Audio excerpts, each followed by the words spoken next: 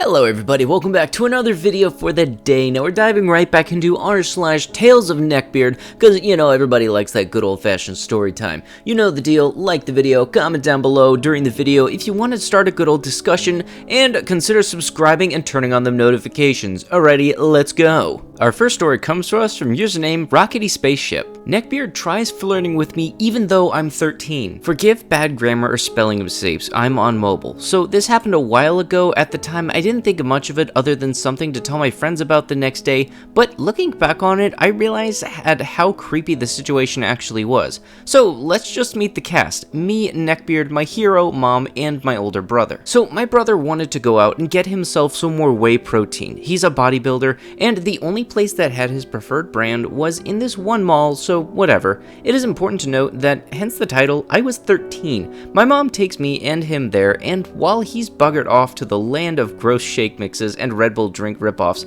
she takes me to the bookshop. My mom, "Now stay here while I go get a gift for your aunt. It was her birthday soon." Okay, see you in a bit. So I just wandered through the shop aimlessly for a bit before going to the comics and manga section. Personally, I don't really like manga, well, not anymore. I was only into that in like 5th or 6th grade because I was a creepy little weeb. It was always just confusing to read, and I hated the lack of color, so comics all the way. As I was busy skimming for a Marvel art book, this guy who looked to be in his mid-20s and still in college came up to me. I thought that he worked there and just wanted to see if I was looking for anything in particular. Oh boy, was I wrong. So, what you looking at? At this point, I had to put my book down to look at another, and I think he noticed that I was looking at a Sailor Moon manga. Nothing really, he pointed to one of the manga. "Oh, this one is really good, I highly recommend it." Well, I'm just browsing and he cuts me off. "Would you like anime? I occasionally watch it," and he does it again. "Oh, what's your opinion on BNHA, basically My Hero Academia, Sky High the anime?"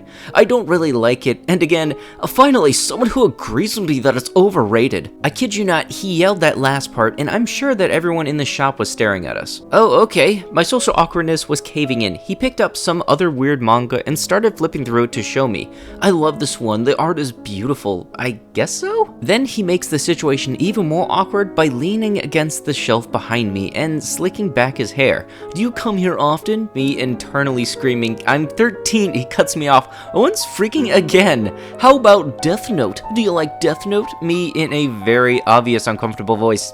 "Yeah." He pointed to a limited edition of Death Note with an extra chapter or something and started going on and on about how amazing it was. "Yeah, my mom got it for me last year." "Really?" I mean, I said yeah, so again, Neckbeard, "You have to lend it to me. I've been after it for weeks now." I was trying my hardest not to panic or anything, but darn, do I wish I would have just ran away at that point. "What's your name? And your number? We simply must." What's going on here? My absolute goddess of a mother had arrived and was there to save me. "Oh, we're just talking anime and stuff." "Oh, okay." He turns his attention back to me. "So, do you want to maybe meet up sometime to continue this conversation and maybe get a few drinks?" And now he had been cut off by mom too. "Well, we're quite in a hurry and should get going." She took my hand and dragged the shell-shocked, angsty 7th grader out of the store, all while the Neckbeard, I kid you not, screamed the One Punch Man opening. Wapa! I'm sorry, that's the only way I could have read that. I couldn't think straight after that for the rest of the day, but in all fairness, I did look a little older than I was, most people often thinking I was 15 or 16, but still, that guy was clearly in college and way older than me, and the endless cutoffs straight up killed me. My mother told my brother what had happened, and he just laughed at me like the douche he is. I had refused to step in the store ever since. So yeah, that was my very awkward and uncomfortable situation with a Neckbeard. Not as insane as some of the others on here, but still a little crazy. You know, I'd have to say honestly, props to your mom. She handled this situation pretty well, and she was able to help you get out of there. That definitely good mother. Our next story comes to us from username Bunsen Boy, and is a follow-up from his previous story in our last video. Tales of a Former Neckbeard number 2, Desolation of the Beards. Hey everyone, I found some time to go ahead and bring you guys part 2 of my tales of being a neckbeard in high school. This time I will finish up my freshman year of high school and what would be the events that set me up for the next 3 years as I begin to stray away from being a neckbeard and end up clashing with Patang on numerous occasions. Now, as for the cast, they're pretty much the same as you have me, Protagobeard, Milady, AC, AC's friend Samurai, and my fellow neckbeard sensei Patang and his friend Gollum. Like last time, TLDR will be at the bottom. Now, there are some new characters that will show up in this story. First, there is Sergio and Selfie. They would soon become my new friends at school and when things go sour for me later in the story. Then there is Jay, a grade A douche and my first rival for Milady's hand. Lastly, there is Ellie. She is one of AC's closer friends that actually plays a part in my change. This story will actually finish up freshman year of high school, and so now on to the story. Last I left off, I had tried to win Milady over and ask her to the homecoming dance with a rap sing only to be made fun of by AC's friend Samurai.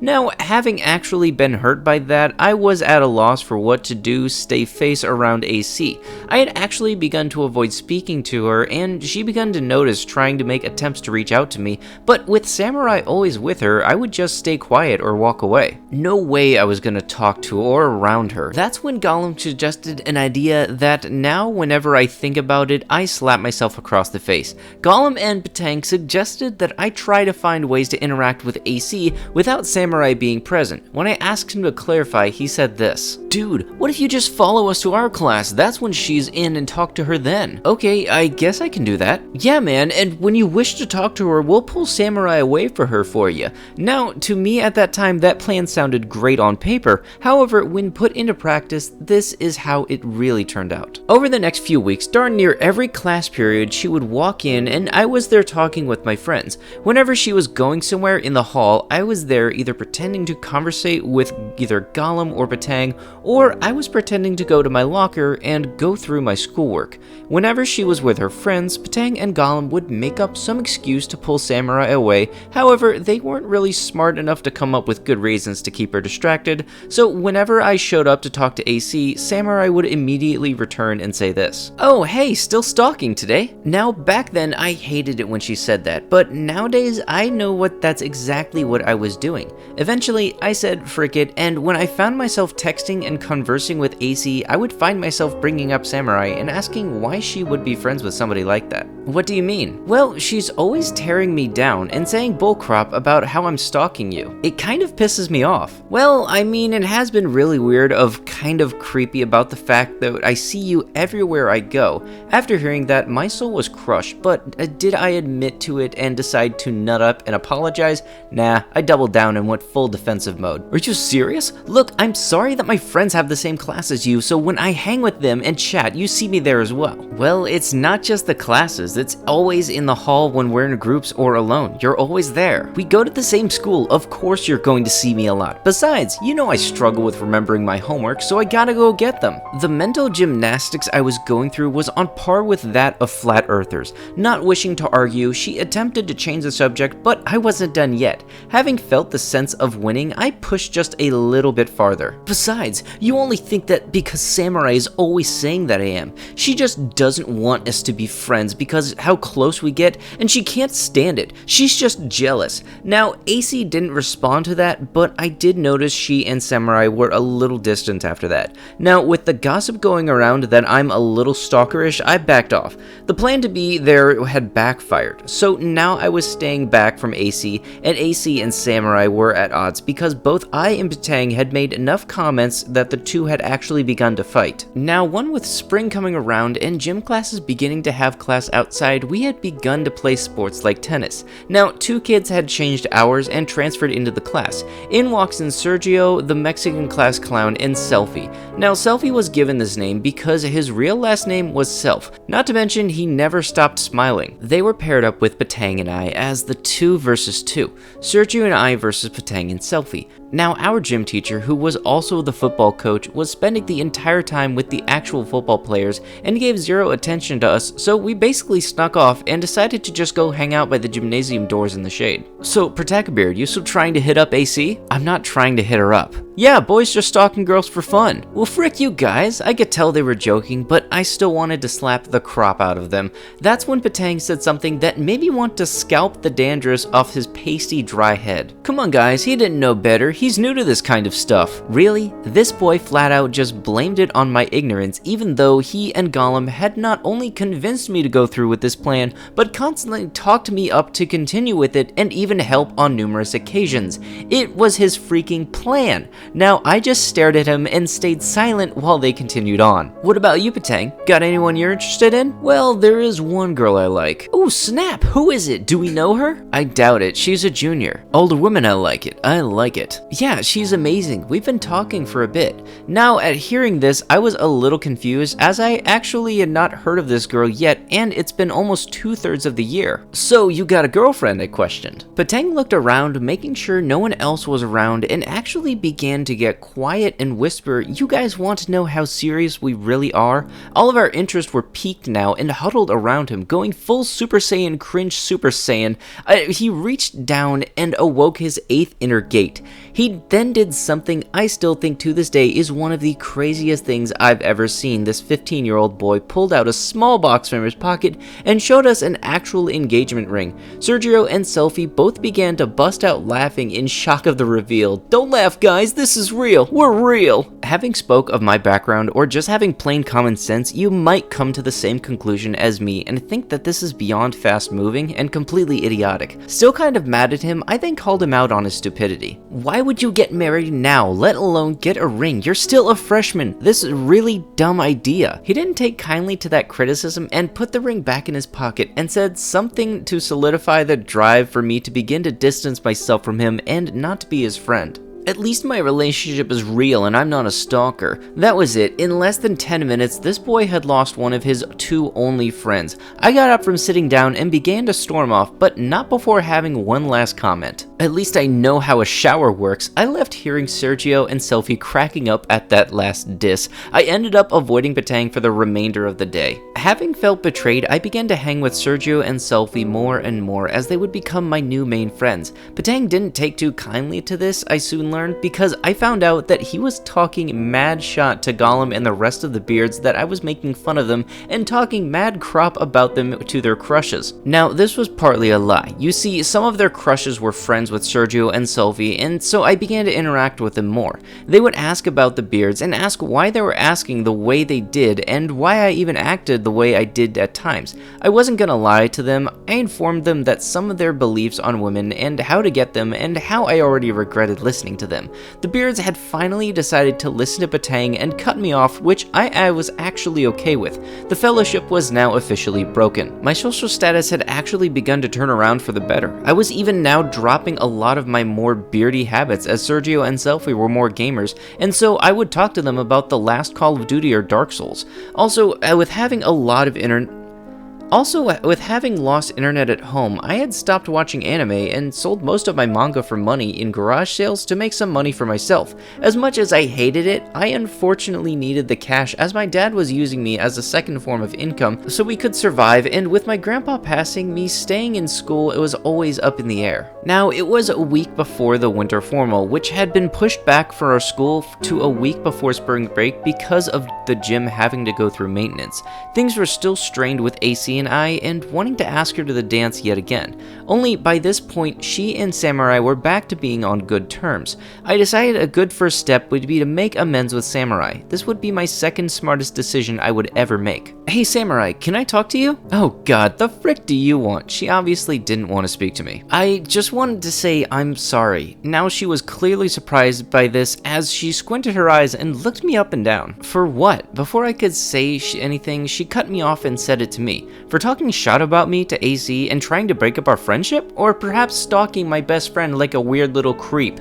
I could feel myself shaking as I was embarrassed to the core. Yes. Sorry, can't hear you. She sarcastically turned her head, putting her hand to her ear. Yes, I loudly declared. You're right. I'm a creep and a butthole, okay? I'm sorry I talked shot to you and tried to break you two up from being friends. I don't know what I was thinking or what I'm doing. I rambled on to her, which she wasn't expecting at all. When you laughed at me and made fun of me in front of everyone, I was just so angry and wanted to hurt you like you did me, and I went too far, and I know, I'm just sorry, okay?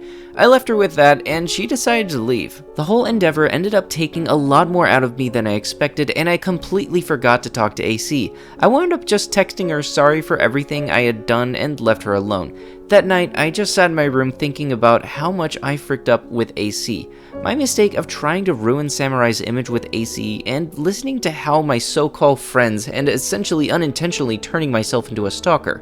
I mentally hit a deep low and decided not to ask AC to the dance, as I decided to not go. However, I did notice Samurai began to act more casual and not as hostile with me when we were in each other's presence. That Thursday, the day before the dance, Samurai let it slip during a group assignment that AC had gotten a date to the dance, which of course caught my attention, as while we weren't speaking, I still had strong feelings for her. "Yeah, she's with Jay," she explained. This shocked me, as Jay, who liked to present himself as a class clown like Sergio, was really just more of a butt towards people. But I'll admit, at the time, he did have the looks, which I believe was the main factor as the two of them talking in the first place. I know, biased opinion. How long has that been going on? Only a couple of weeks now. This is when Ellie came into the story. Yeah, I'm still surprised though that's a thing, but hey, as long as she's happy. I could feel my inner being slowly creep out of my subconscious as daydreamed beating the snot out of Jay and declaring my feelings for Milady and taking her hand, but I stayed quiet on the matter, just nodding my head in agreement.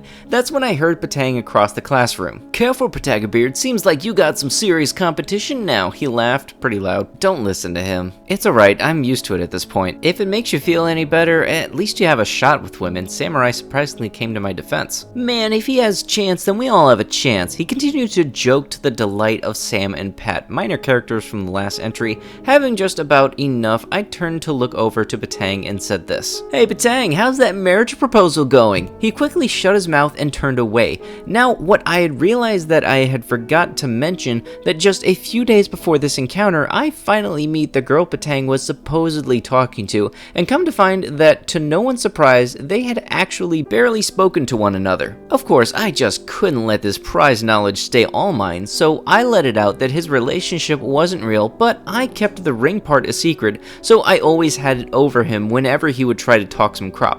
Selfie and Sergio were also in on it all as well. Now, knowing that AC and Jay were talking, it took so much willpower to not try and say anything to AC about it, because I figured it wasn't my place.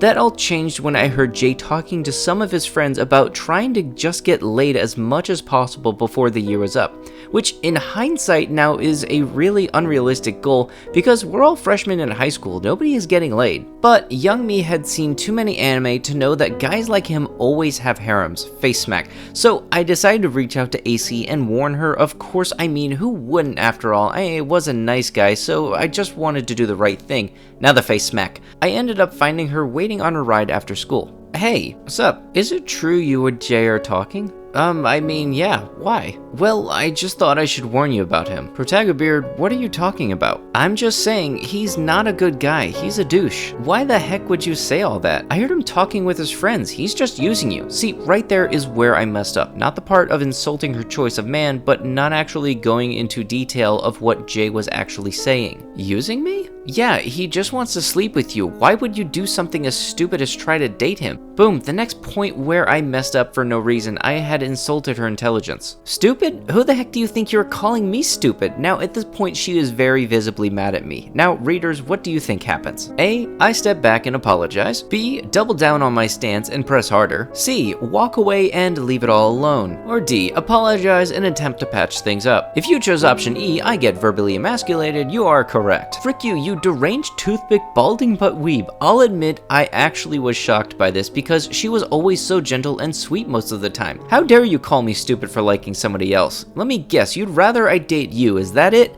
Now, that was exactly what I wanted, however, only partly, as for the most part, I was too embarrassed to bring anyone around my life outside of school. What makes you think I would want to date someone broke, socially inept stalker? Now frick off and leave both Jay and I alone.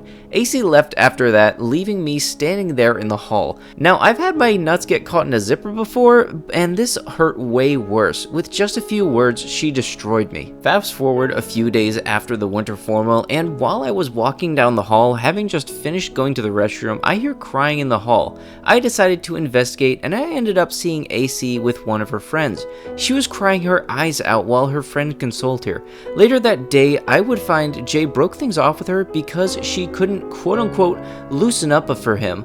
God, that guy's a dong. I wanted to say or do something, but after AC had said to me, I just decided to not say anything and leave it be. For the remainder of the year, I avoided AC, Samurai, and Ellie.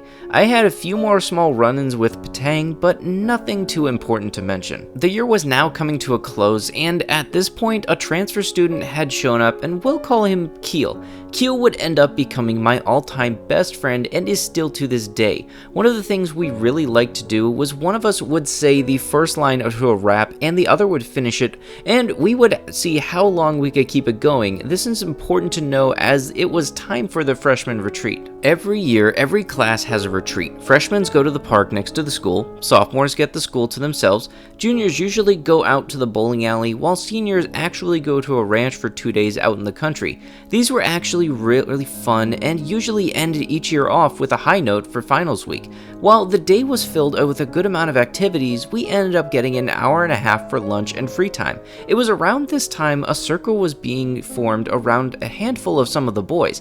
Keel and I decided to check out what was going on, and to our delight, it was a rap battle. In the circle were 4 boys. One was a blonde-haired goofball named Colin, and this is the only time he'll be mentioned since he has no place in any other story. Same for the next boy, Ernie, a Samoan of a man. They were together going against none other than Jay and his friend at the time, Dirty Menk. Dirty Menk, I kid you not, it was literally a Kroger lookalike of Eminem and actually has skills when it comes to spitting bars. He's made some music since leaving high school, and I kind of want to reach out to him to see if I can't listen to some of it. Listening to these guys go off was very cringeworthy in itself, that is until Dirty Menk would step up and tear them up.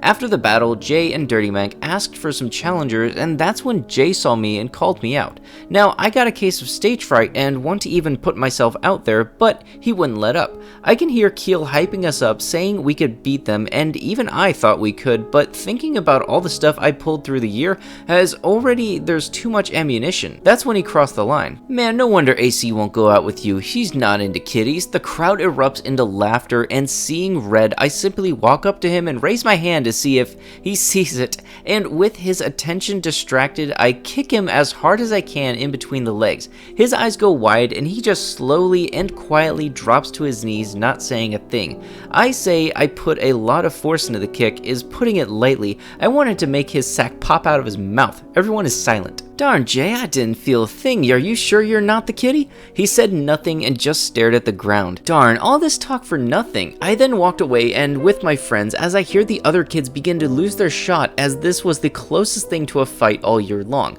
A little while later, I found out AC heard what I did and she was happy about it, though I chose to stick with my initial plan and not talk to her. Last day of school finals were over and I was heading outside to go when AC looked over to me and our eyes caught one another. She smiled over to me and signed with my hands once more, doing the I love you to a frick off. Getting the joke now, I signed back to her simply frick off and hopped off my ride. Now, I know this story ends on a slightly high note, but just luck would have it this story is far from over. The tale of Protagobeard and AC would go all the way into a year after high school, so stay tuned as next time we go over the next 2 years in one shot. Will Patang actually propose to his milady? Will AC finally give me a shot? Is Jay going to have his revenge on me? Is there going to be a new neckbeard that enters the tale? Find out our next time on Dragon Ball GT. Oh, come on. Of all the Dragon Ball titles. You know, I have to say, I'm legitimately looking forward to the next installments of this. And with that, that is going to have to be it with the video. If you had liked what you had seen, be sure to slam that like button, leave a comment down below, and start up a good old discussion with the other people watching, and consider subscribing and turning on those notifications. I'll be sure to see you guys in the next one. Thank you so much for watching, and bye-bye.